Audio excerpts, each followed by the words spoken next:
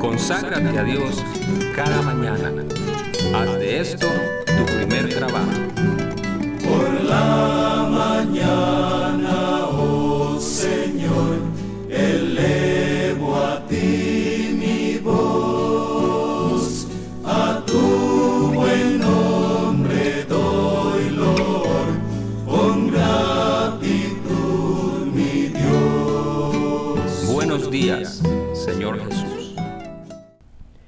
Estamos iniciando el cuarto día de la semana, justo el día en que Dios creó el sol, la luna y las estrellas durante la semana de la creación. Y este pensamiento me recuerda el Salmo 8 que escribió David.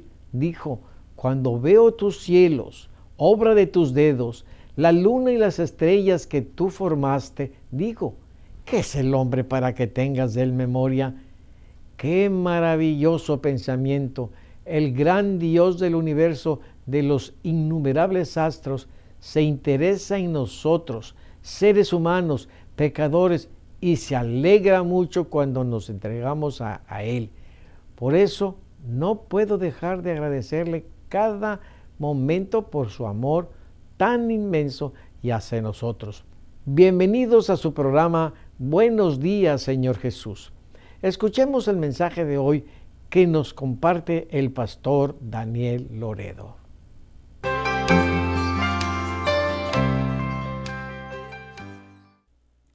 El resplandor de una alborada comienza a asomarse por el oriente.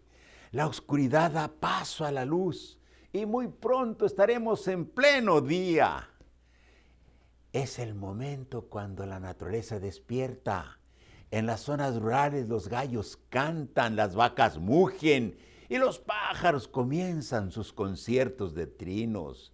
Nosotros también nos consagramos a Dios cada mañana como la primera actividad y nos acompañan muchos hermanos y amigos de muchos países quienes han hecho de este programa parte de su devoción personal. Envío un abrazo fraternal a Ida Salcedo, quien nos acompaña cada mañana desde el fin del mundo, desde la lejana Argentina. Elevemos a Dios nuestros corazones en esta oración. Muchas gracias, querido Padre Celestial, por esta nueva mañana. Rogamos que tu Santo Espíritu nos ayude a encontrar cada día tu camino en medio de la confusión religiosa que nos rodea y podamos mantener comunión contigo a través de la oración y del estudio de tu palabra. Lo rogamos en Jesús. Amén.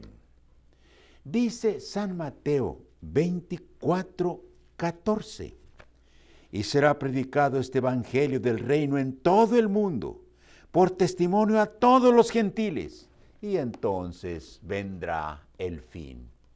Por una extraña inclinación, los seres humanos tenemos la tendencia al extremismo y con facilidad podemos movernos del fanatismo religioso al secularismo más vulgar, de la opresión ideológica, donde no se admite ninguna voz disidente, hasta el libertinaje más grotesco. Todavía recuerdo ancianos que vivieron bajo la dictadura y muchos añoraban la paz y la armonía en que vivieron. Contaban que todos tenían trabajo, aunque no ganaran nada. Aún los niños trabajaban, no había vagancia, y en las noches todos debían estar en sus casas a temprana hora. Si alguien andaba en deshora, la policía lo podía llevar a la cárcel, y si no justificaba la razón por la que andaba en la calle, era metido en un problema. Era una paz y una armonía forzada, fundada en el abuso de autoridad y en el sacrificio de libertades y derechos humanos básicos. Ese era el alto precio de la paz aparente. La dictadura fue generando una corriente de rencor y odio que estalló en una sangrienta revolución que destruyó casi todo lo que la dictadura había construido. Y el país comenzó a recuperarse lentamente de las profundas heridas de una revolución civil. Ahora estamos en el extremo opuesto. Hay muy poco respeto por las autoridades civiles. Hay un porcentaje altísimo de impunidad, pues la mayoría de los delitos no se castigan y por eso vivimos en la inseguridad y la ansiedad que ésta genera. Vivimos los tiempos peligrosos de los últimos días descritos por San Pablo en 2 de Timoteo 3, del 1 al 5. También debes saber esto, que en los postreros días vendrán tiempos peligrosos, porque habrá hombres amadores de sí mismos, avaros, vanagloriosos, soberbios, blasfemos, desobedientes a los padres, ingratos, impíos, sin afecto natural, implacables, calumniadores, intemperantes, crueles, aborrecedores de lo bueno, traidores, impetuosos, infatuados, amadores de los deleites más que de Dios, que tendrán apariencia de piedad, pero negarán la eficacia de ella. A estos evita. Nadie puede negar que ya estamos viviendo en los tiempos peligrosos. Y a medida que se acerque el fin del mundo, la inseguridad irá en aumento.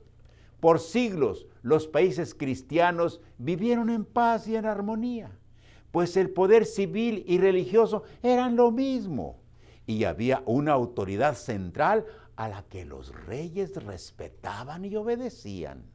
Si lees la historia, hubo un conjunto de naciones que se llamaban el Sacro Imperio, y cuando había necesidad de enfrentar una amenaza común, se unían las naciones en un ejército internacional llamado los Cruzados, porque los guerreros usaban la cruz como escudo que los identificaba como cristianos. No había más religión que la oficial. Y quien no aceptaba los dogmas de la fe dictados por los concilios era considerado hereje y eliminado cuanto antes en juicios públicos conocidos como autos de fe. En los autos de fe, la quema de herejes y brujas se hacía en público para amedrentar a la población y retirarla de la tentación de abandonar las tradiciones y pensar y opinar en contra de lo establecido. Sin embargo, la oscuridad no dura para siempre. Y en el siglo XV surgió una corriente de pensamiento conocida como el Renacimiento. Y hubo hombres y mujeres que comenzaron a cuestionar las verdades absolutas establecidas por los dogmas religiosos. La corriente de pensamiento se fortaleció con el invento de la prensa por el alemán Juan Gutenberg, quien estrenó su imprenta reproduciendo la Biblia. Después imprimió los filósofos clásicos griegos y romanos, hasta entonces reservados para los ricos, por el alto costo de los libros. Esas ideas encendieron en las mentes de muchos pensamientos innovadores. Con libros impresos a costo bajo, la ilustración y la cultura se puso al alcance de la gente y leer se puso de moda. La lectura de la Biblia culminó en una revolución religiosa conocida como la Reforma. Y el cristianismo, hasta entonces monolítico e intransigente, se fraccionó. Y un grupo de países se volvió protestante y otro permaneció sin cambios. Fue en los países reformados en donde floreció mejor la democracia y se respetaron mejor los derechos humanos.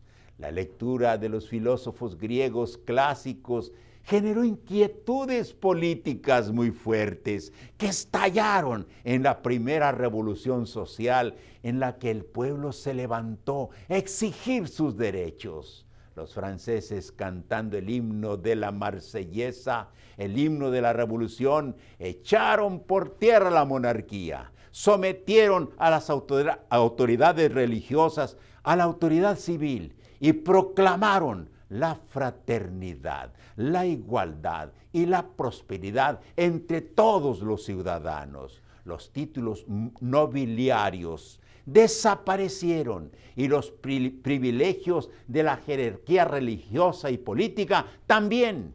Creo que los franceses se excedieron en su fervor patriótico, pues se fueron al otro extremo, rechazaron la religión y surgió el ateísmo y el humanismo. El ateísmo niega la existencia de Dios y el humanismo proclama que el hombre es la medida de todas las cosas y por lo mismo tiene la capacidad de resolver todos sus problemas y no necesita a Dios. Los filósofos humanistas se atrevieron a decir que la religión estaba condenada a desaparecer, pues según ellos, la religión es el producto de la ignorancia, de la superstición y del fanatismo cultivado por siglos para mantener el orden establecido. Parece que el tiempo de las tiranías políticas y religiosas ha pasado para siempre. Y ahora estamos en el tiempo de la libertad plena, de pensamiento y acción. Cada quien decide creer o no creer en Dios.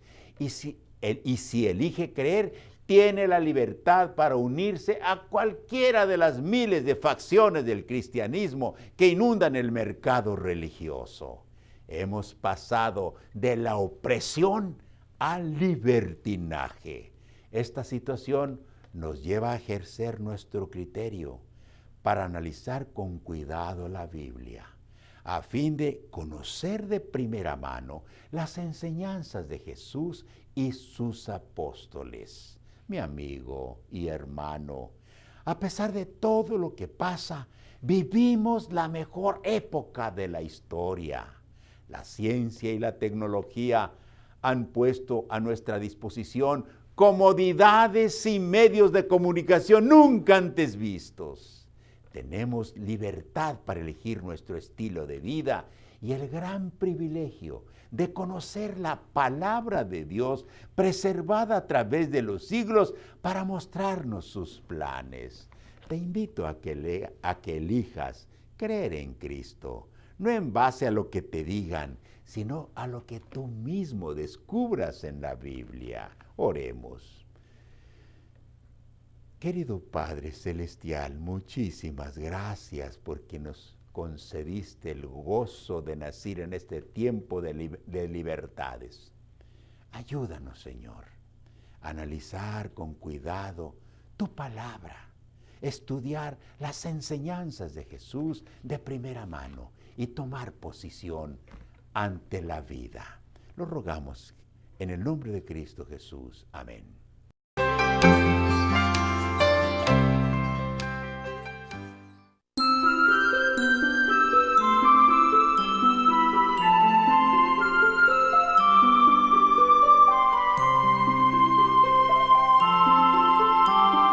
Voy caminando siempre contento, voy de la mano del Señor.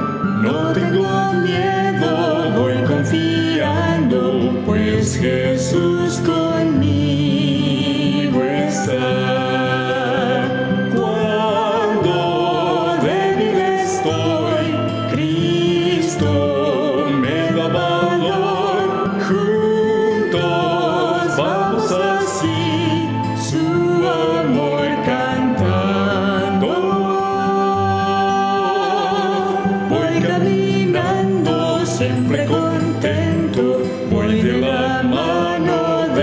Señor. No tengo miedo, voy confiando, pues Jesús conmigo está.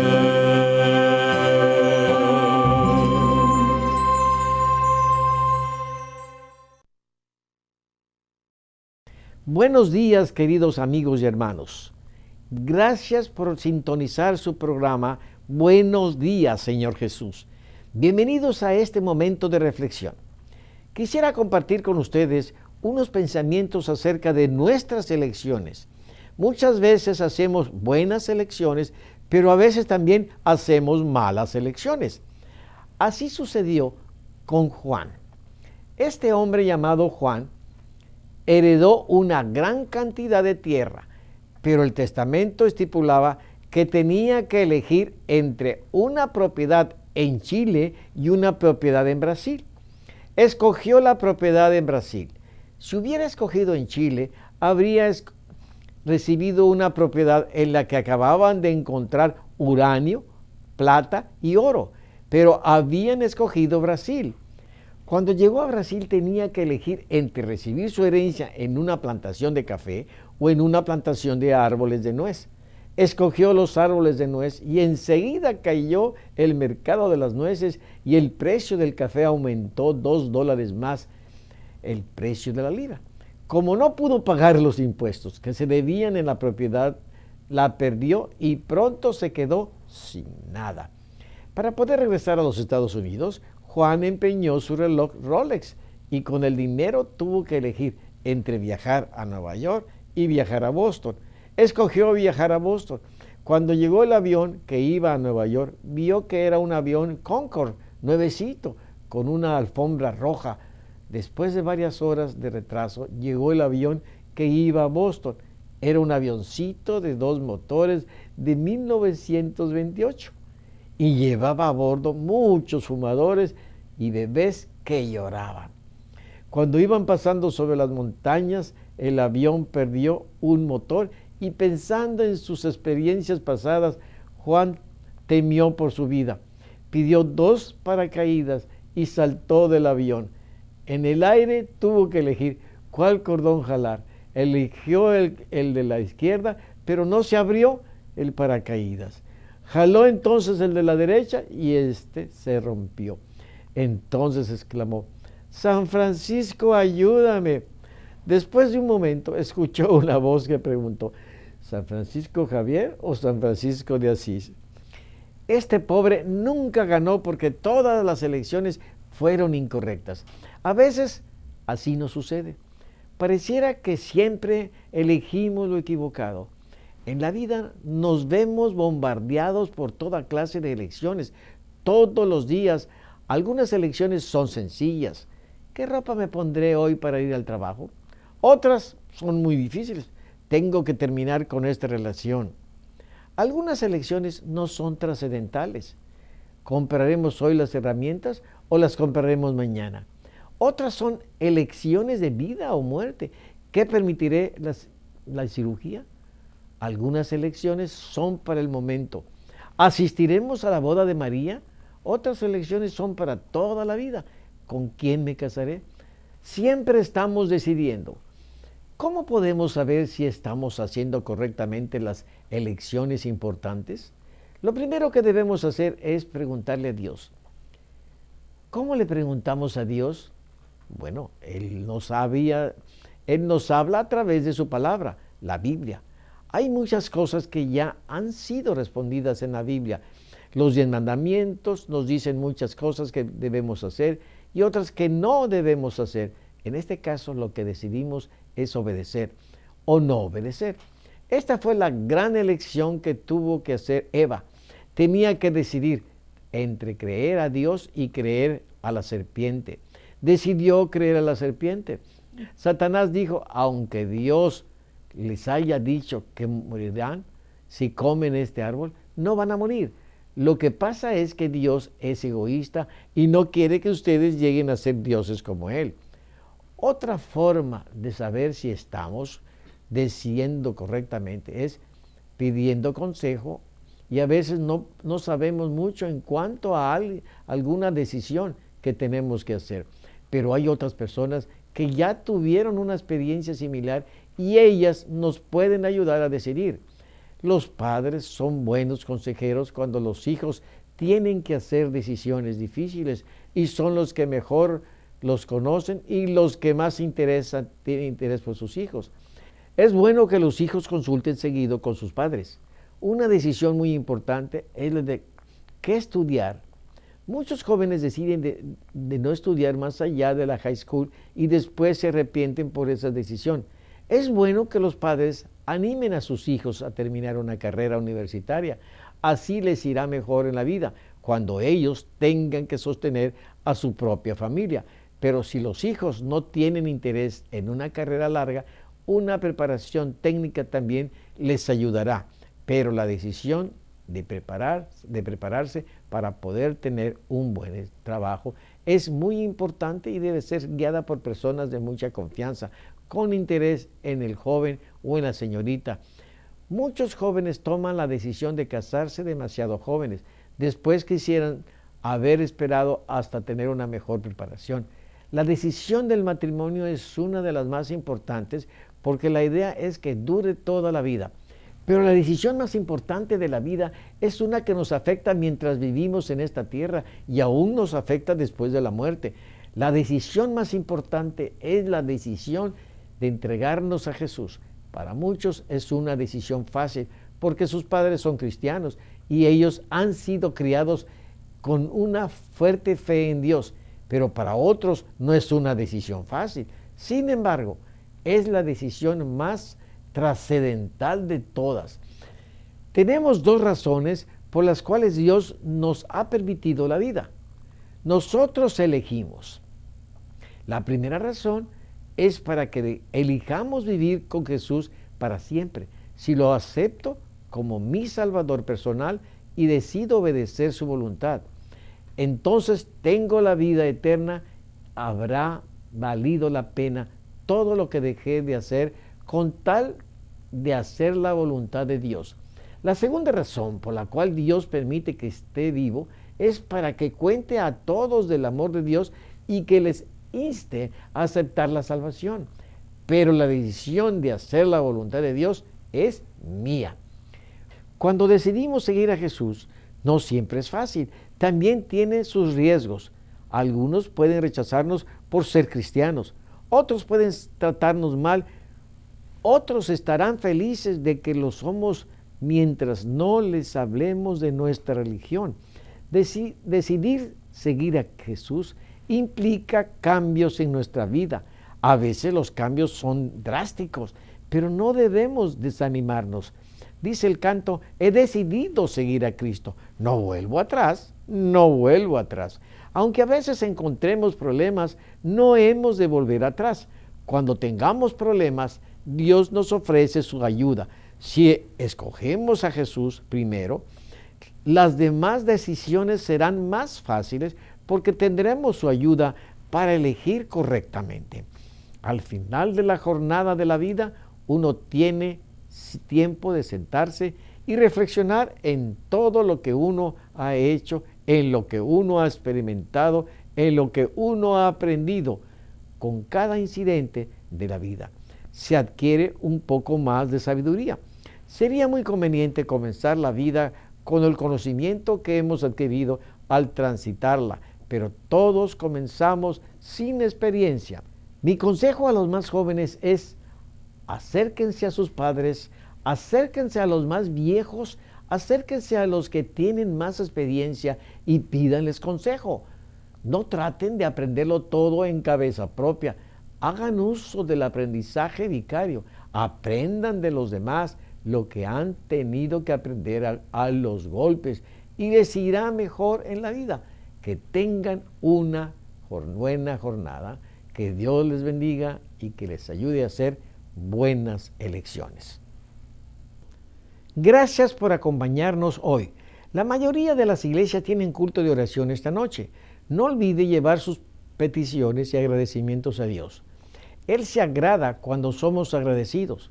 Si usted no tiene a dónde asistir y le gustaría reunirse con nosotros llame a nuestro teléfono que aparece en pantalla y le diremos dónde nos estamos reuniendo. También en pantalla puede ver los capítulos de la Biblia para hoy. Le felicito por continuar con la lectura sistemática de la palabra de Dios. Nos despedimos esperándoles mañana y que Dios les bendiga.